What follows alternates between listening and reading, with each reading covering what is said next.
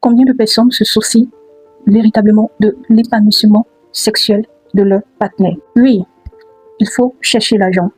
Il faut s'accomplir socialement.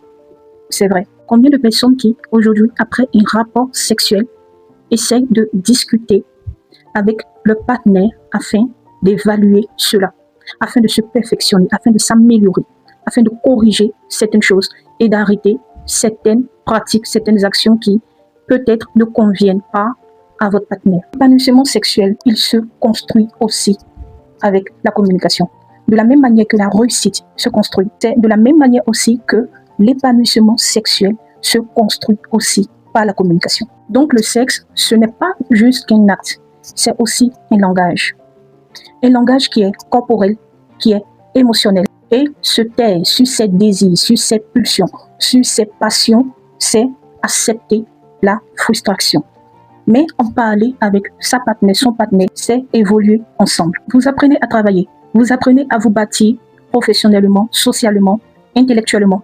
Vous apprenez à vous améliorer afin de ressortir le potentiel qui est en vous. Mais vous n'apprenez pas ou on ne vous apprend pas à exprimer vos besoins sexuels. Un être humain, si une personne doit travailler chaque jour pour se bâtir financièrement, alors pourquoi elle ne travaillerait pas aussi sur elle pour s'améliorer sexuellement? Parce que quand vous serez en relation, ce sera un facteur qui va aussi compter. Alors, communiquer sexuellement, c'est aussi se respecter et être honnête avec soi-même. Dire ce que je n'aime pas, dire ce que j'aime faire, dire ce que j'apprécie qu'on me fasse, dire ce qui me met en transe, dire ce que je veux explorer, dire ce qui ne me convient pas, ce que je n'aime pas, ou dire quand ça ne va pas. Alors, il faut s'exprimer. Il faut libérer la parole à ce niveau. Quand vous êtes en couple, quand vous êtes avec quelqu'un, quand vous fréquentez une meuf, quand vous fréquentez un mec, et que vous sentez une compatibilité, et que vous sentez une fusion, et que vous vous projetez avec cette personne, il faut être honnête, être vrai, être transparent sur ce sujet-là, parce que c'est très important. Parce que c'est cette personne que vous avez choisie. C'est avec elle, c'est avec lui que vous vouliez être.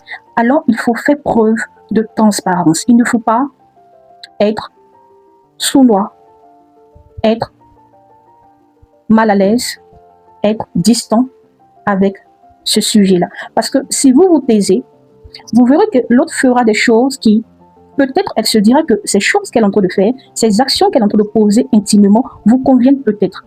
Donc, pour elle, il n'y a pas lieu de s'alarmer parce que vous êtes entièrement satisfait, vous trouvez un épanouissement sexuel. Cela peut ne pas être le cas.